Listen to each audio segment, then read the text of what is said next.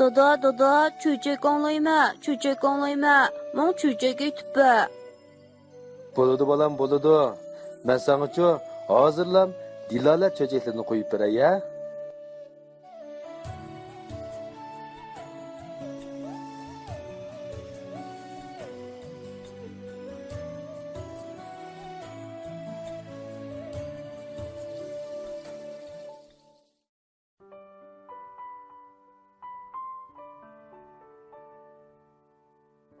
Dilala öndidar salonidagi barliq o'maq do'stlar, kashliginglar xayrli bo'lsin. Bugun biz birlikda Jungo hayvonot chechaklardan elingan to'zning quyruqi degan chechakni anglaylik, ha?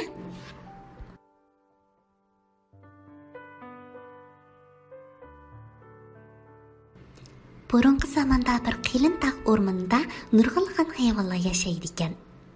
Bir kuni taqqa bir farishta keldi.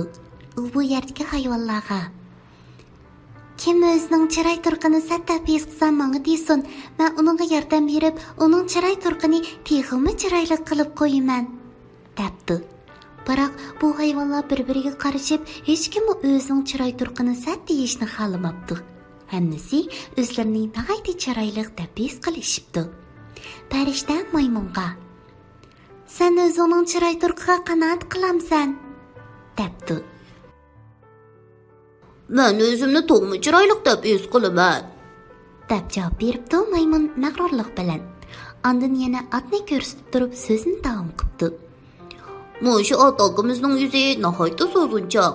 Siz farishtamiz uni bir o'zgartib chiroyliroq qilib qo'ysangiz bo'pti-ekan", debdi. Buni anglagan ot qattiq achchiqlanib maymunni bir nechini tepib: "Ey, men o'zimning chiroy turqimdan nihoyatda rozi. Mush plogimizning chiroy turqi to'limasat, burni bak uzun. Siz farishtamiz bir amal qilib uni o'zgartib qo'ysangiz bo'pti-ekan", debdi.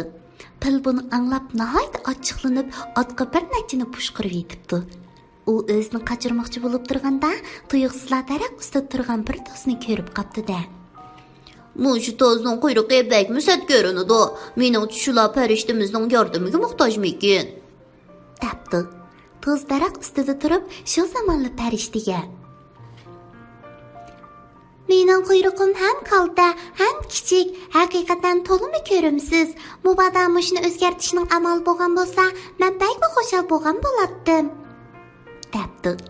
Farishta to'zni chaqirib, ab tushib, uning qolt quyruqlarini yulib tashlab, o'rniga uzun, ratlik, chiroyli paylarni almashtirib qo'yib, andin qaytib ketibdi.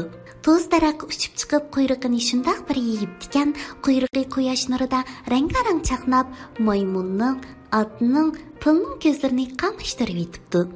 Ular hayron qilib: "Voh, nima degan go'zal, nima degan chiroyli", deb tovlashib ketibdi.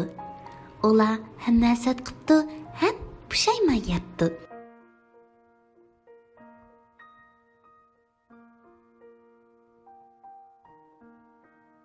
Do'stlar, bu chechakda nimani his qildinglar?